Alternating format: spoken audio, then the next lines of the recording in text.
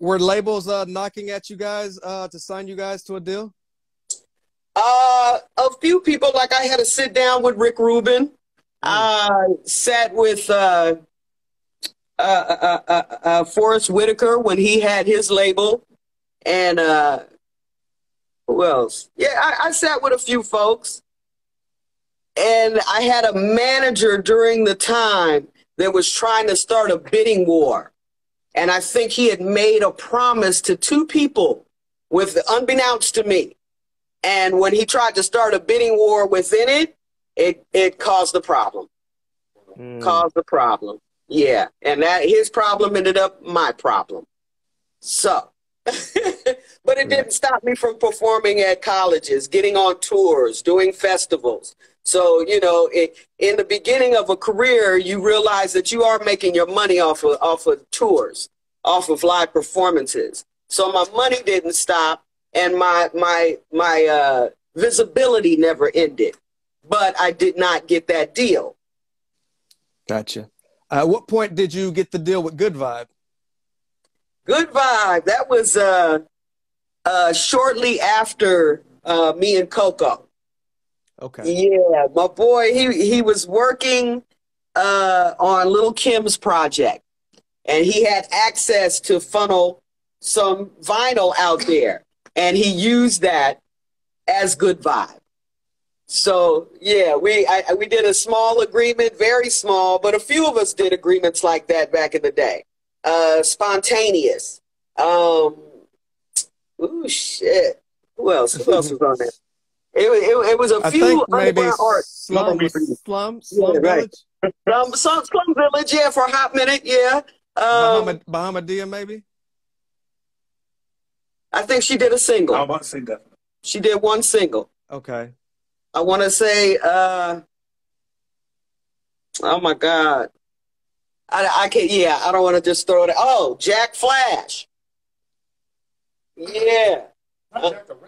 Yeah, dude, yeah. But yeah, and it was a small label, so you know, you're talking about trickles, a couple of thousand, and we putting a thou wow, and we putting it out. You know what I mean? But they had the same machine, a part of the same machine that put out Little Kim, so that's what got it hyphy. What kind of reception did you get for the EP, Do It the Way You Feel It? Oh, I got a lot of love from that. From This Is So Y'all. They to this day, I cannot leave the stage without performing that song. I think that and Finer Things, as far as on a funk soulful vibe, yeah, that was dropped on there, and people still hit me about that. Oh, your girl got my T-shirt. Yeah, nah, not T-shirt, not T-shirt. No. He's over here saying songs and shit. But you know, I used to throw an event called Nappy at the Roots at a club called Fado Do's, and I performed a lot of those songs constantly with this live band. So when I see people like a Georgianne Muldrew today, she tells me that I inspired her because she came to those shows. You know, I had people like Ndombi come perform. Tina Marie got on the stage with me and sang This Pussy's a Gangster with me. A lot of really special moments, and producers and directors would come there, and it got me an opportunity to act. You know, I got my first acting gig being seen at the Temple Bar in Santa Monica with my live band. Just because she kept coming and liked the show itself, I got to read for a part, and I got that part. Stranger Inside, an HBO film. Yeah, we're going to get into that. I didn't realize you had such a lengthy filmology. Incredible. I'm going to do this music, and then we're going to transition to that. Any projects you release with Feline Science independently? I have live joints that are out there that I release, and purposely on a live tip. You know, that way you get to know some of the clubs that LA has for live performances, and you get to hear the raw, the real. And nobody's going to really steal that and say that it came from any place else but. Right. You performed with some heavy hitters back in the day and still throughout the years. KRS-One, George Clinton, Black Alicious, like you said, Fishbone. What are some of your favorite tour memories or opening up for some of these artists? Wow. The Catfish tour with Fishbone. It was I mean, throughout the United States, every major city we performed. When we hit Chicago, Erykah Badu joined the tour just for that date. That was a highlight because we had flame jugglers. We had, I mean, it was just a wild scene on the stage is what it was that made it exciting for me. So Right. yeah, the Catfish tour with Fishbone, Feline Signs and Fishbone. Beats for Peace tour with Slum Village. Can you take us back to some of those memories? That was a dope one. It was the Berklee School of Music, their graduating class. So I had to come in early and teach them how to play music on a live tip for a hip hop artist. And then we took them on tour. Now, Beats for Peace had CeeLo Green. I mean, it was probably the most phenomenal tour I had been on as far as watching the growth from a graduating music class. And they're playing for me. They're playing in front of Pharoah Monch. Pharoah Monch was on the tour. So they're nervously executing this music. And it was by the end of the tour, they were professionals. And I think that's what I appreciated watching more than anything, them grow during this tour and become the professionals that they were. Right. What about the Bruce Willis annual Christmas show? What was that all about? That was fantastic. Wow. That was with Stevie Wonder. Who else? Eric Benet. Yeah, but that was on a dolo tip, just me and some tracks. And it was just phenomenal. The kids and their parents showed up and were blown away. I got to meet some artists and actors and actresses that I've never met before and showcased on a stage that probably wouldn't have typically picked up a hip hop artist, but picked me up. And yeah, very, very happy about that. Right. Take us back to the concept behind Girl Fest, Honolulu. What is that all about? How special was that? That was, man, that was love because I thought I was being hired for this Halloween show, this Halloween ball, because I'm Medusa, you know, the gimmick of. And when I got there, the ball was actually a Medusa ball, and it was for me. So I was blown away. I got to perform in front of a fan base that I don't get to touch often, and they really showed out to come and support the Medusa ball. I was literally in tears once I found out, like, this is a ball for me? Wow. In Hawaii? Come on now. Come on. So yeah, it was beautiful. It was beautiful, man.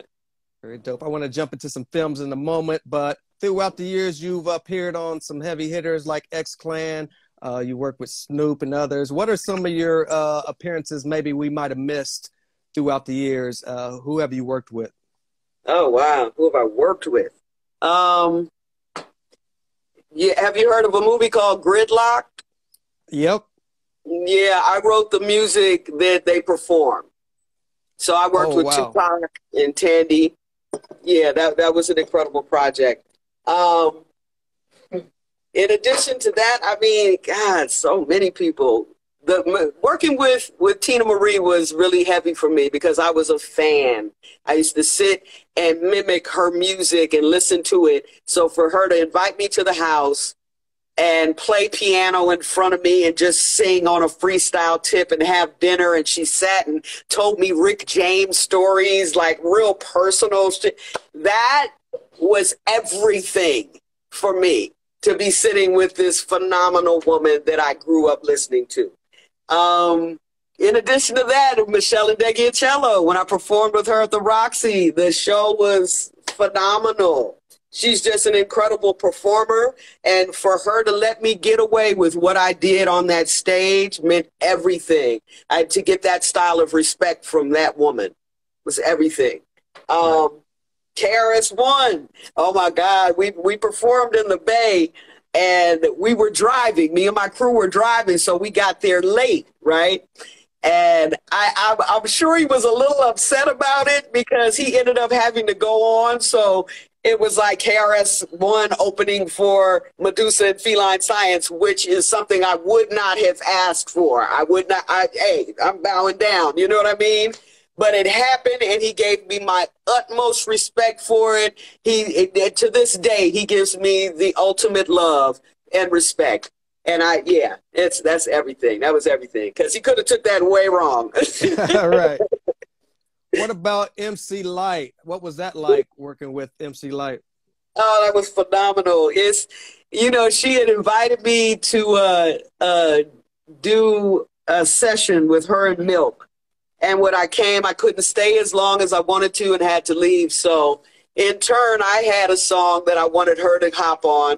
And she came to a home studio, just her, and wrote right there. My boy was blown, like, I can't even believe MC Light is sitting here. I'm like, yeah. So we laid down low together.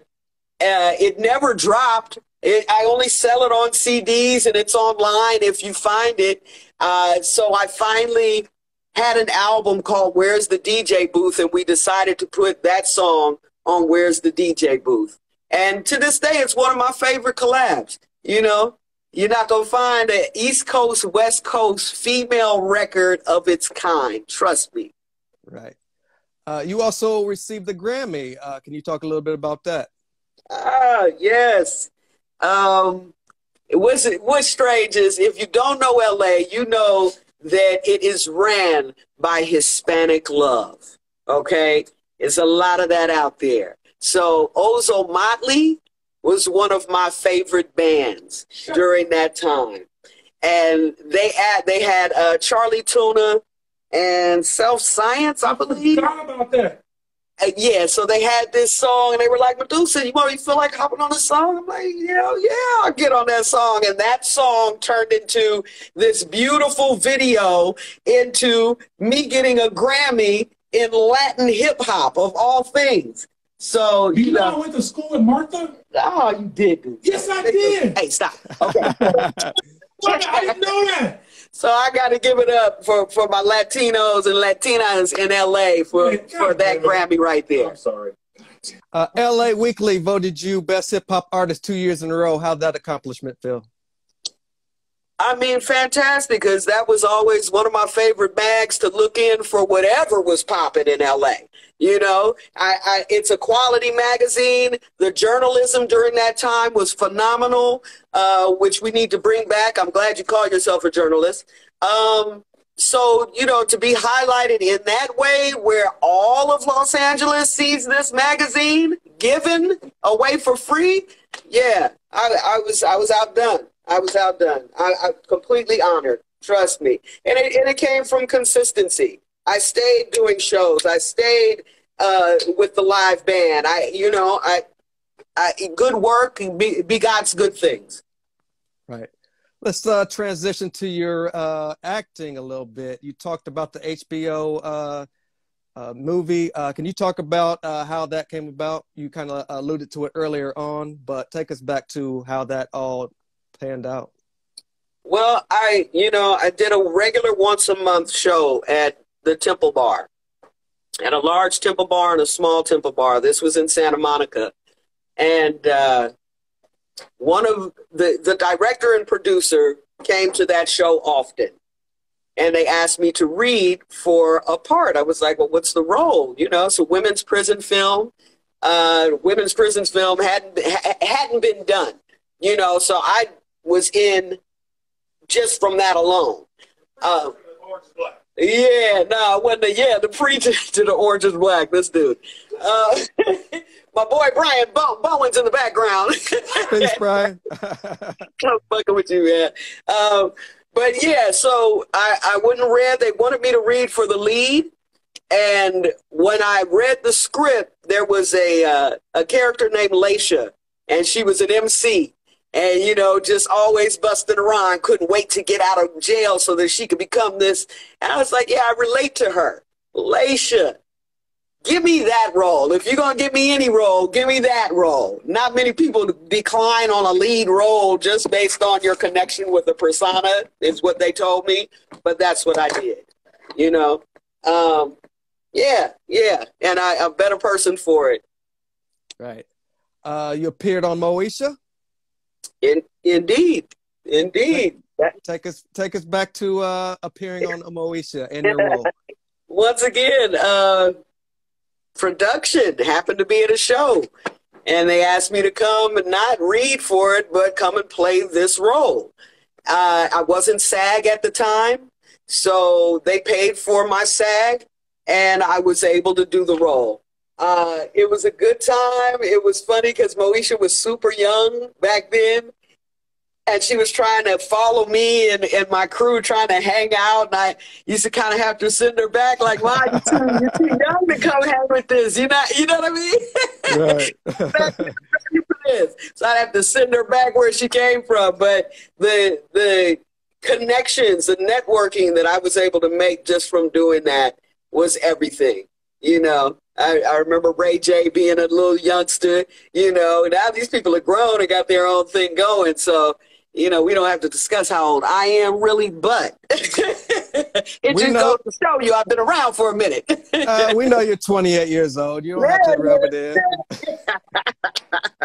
in. Yes. I got to give it up. Cheryl Dunye, by the way, is the director of that HBO film, Stranger Inside. She's a phenomenal director. Right. What was Life is a Traffic Jam? Life is a Traffic Jam. Vondi Curtis, one of his first films, and that's the one that had Tupac in it. Tupac and Tandy Newton. Yeah, they played heroin addicts that were poets and musicians that still got down. So yeah, Vondi is the one that called me. Actually, let me get this straight. Michelle Ndegeocello declined on doing the music, but she suggested me. So Vondi Curtis gave me a call, and that's how I ended up doing the music. So thank you, Michelle. Bashir, my bad. Nice alley-oop. Right? You were on True TV, Storage Hunters as well. How did that come about? The same thing. You know, they came, saw a show, wondering if I'd be interested. And, you know, I'm the type of girl that goes to auctions for cars. That was my thing. I've rebuilt quite a few cars, from Cadillacs to Thunderbirds to Chevy Corvairs to, you know. So I did it because I wanted to see what type of cars I could come up on.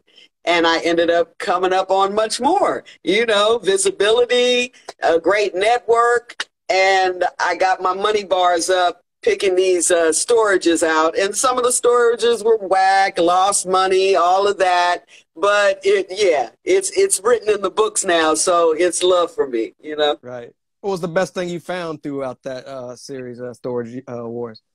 A helicopter. Storage Hunters, I'm sorry. Yeah, a helicopter. But I went in with someone and kind of got played on it. Oh, but, man. Yeah. I only made a couple of G's off it, but, you know, it was what it was. It's fucking helicopter, man. Talk about the documentary, This Is Life. This is the life. Oh, man. Thank you, Ava, once again. Just Ganja K is no longer with us. I love that man so much. He was the first weed hip hop that I've ever heard. And anybody that is from LA knows that. So I want to say that first and foremost. The way she highlighted underground needed to happen, because it's kind of like, it's like if you only know light-skinned, straight-nosed Michael Jackson and cleft chin Michael Jackson, And that's a picture the only picture you ever see, you're going to swear that that's what Michael looks like, right? So if they only saw gangster rap in LA, that's what our hip hop looks like. So she gave the world a view of the other part of LA hip hop that would not have been recognized at any other time, you know? So that's how I feel about that documentary, that it gave us all purpose, a moment to shine, and those that aren't with us anymore, give them their continuous love. Very dope. The CBS All Access hit TV show $1. $1, wow. Once again, I'm in New York, Brooklyn, at the Academy, and I have a 3-week stay, doing shows for all the high schools in the area, and then in the evening, we're doing shows for adults. And the producer and director came to one of the shows and went back and they're like, hey, I got an idea. This girl that was speaking and performing Medusa. So I did a reel for them, sent it to Pittsburgh, and I got the role. And yeah, it was a lot of love, good money, good networking. And I got to see how this game really works from a different perspective and work with some heavyweight actors and actresses. Yeah, very dope. Can you talk a little bit about your experience at Harvard University? Harvard. You know, the hip hop archive department is pretty phenomenal. In the beginning, there may have been just five boxes with 5 little things on it when it started. Now it's everything. And for it to have underground and female MCs represented properly, that's why I dig Harvard's archive department. And for them to put myself and my partner Coco, my cousin Coco, as Sin on the wall as you enter, it's everything. That's at Harvard. Come on, man. I didn't graduate from Harvard, yet I am represented because of hip hop, because of my passion and love in hip hop on the wall of the archive department. That's everything. I might as well have went there. Right. Yeah, that's what it goes. You've been in the game for well over 25 years. What does Medusa consider her greatest achievement musically? Wow. Teaching. Being able to teach through my music. I've been to El Salvador, Cuba, Stanford, Harvard, UCLA, Berklee School of Music, Hawaii. And now I'm at Cal Arts. To be able to give what I've learned and to see the inspiration on youngsters' faces and them grow as an artist based on my experience, that's everything. Everything. That's my favorite achievement right there. Very dope. I'd like to thank you for everything you've done for the culture, everything you continue to do. Can you catch us up on what you're currently working on at the moment? Yes. Just did a joint on Bishop Lamont's new album. Just did a joint with Master C. We actually have a few joints at MC Breeze about to drop. I have an album that I'm finishing up with Georgia Ann Muldrow that Aloe Black executive produced. We're finishing and doing the final touches on that right now.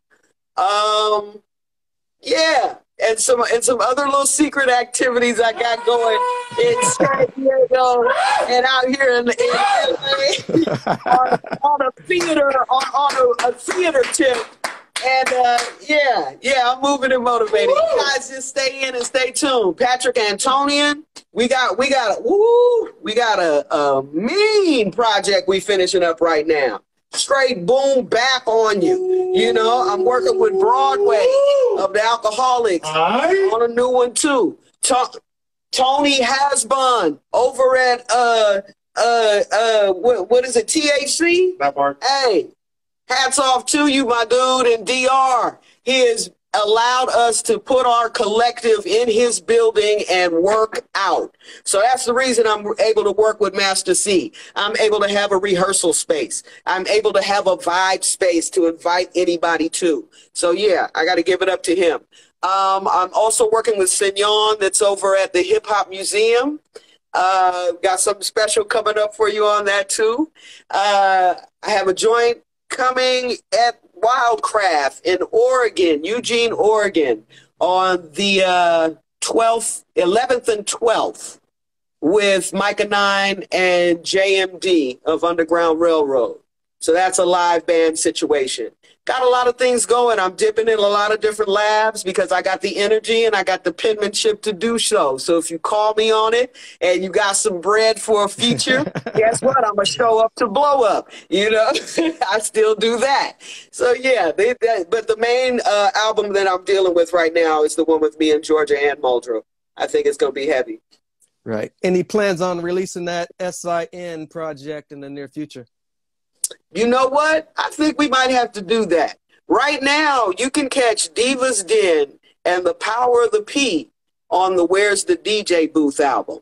But as far as like the full collective of songs, yeah, they're scattered about here and there. But you're right. We need to pull them together and service them to y'all. I think that's the necessity. The status of feline science at the moment? Oh, we still get down. We just did a show, a Halloween show. It was called Tokes and Treats in Eugene, Oregon. Live band, full-on set, 3 background singers, all the felines, and we smashed it. It was done with, we opened for Motet. Motet is a live funk band. I don't know if you guys are familiar with that, but check them out. And it was off the chain. It was off the chain. For it to be during COVID, they showed up and showed out. So yeah, definite feline science to the end. Any other avenues that Medusa is looking to pursue outside of music? I'm acting. I'm writing scripts right now. Finishing up my own story. I'm 3 chapters deep in that. In addition to a series about Medusa and my life in this scene. So you'll be able to meet a lot of the characters that are a part of this underground movement. And I'm doing it with a cat named Daniel Ferguson. He's helping me with the writing process. He's Steve Harvey's assistant. So we got a lot of ends and a lot of different angles for this story that we're working on. So yeah, that's really about it. And getting ready for this next semester. Right. This dude. Before we get out of here, can you shout out your social media and where we can keep up with Medusa everywhere on, like I said, social media? Definite. Legend Medusa, or you can put in the Gangsta Goddess on this IG.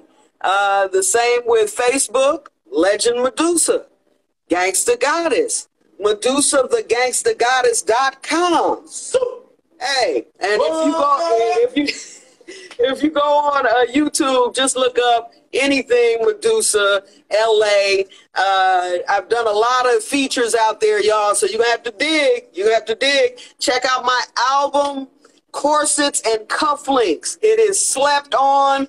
I got Battle Cat on that. I got some heavyweights on it. It's smacking. It's smacking. Trust me. Yeah. Hit me. Hit me hard and strong. I hit back. No doubt. Thank you for being such an inspiration and giving me the opportunity. Before we get out of here, any last words for the people who've been rocking with you since day one? Hey, my day ones, it is a pleasure and a blessing to still be rocking for you and still see you in the audience and see you on my social pages. Please, please represent by buying some of my product, showing up when I show you that where I'm going to be. And I love y'all. I'm doing it for you. I'm doing it for your children. Holler at me. No doubt. Thank you for allowing me to give you your flowers. Well, Thank you. And it was great meeting you. Great meeting you. You're a great individual. Thank you so much. Anything you have new, anytime you want to come back, let's do it all over again. I'll see you maybe next time out in LA. Definite. I look forward to it. All right. Thank you so much. Night, and I'll see you next time. Absolutely. Thank you so much. Indeed. Bye.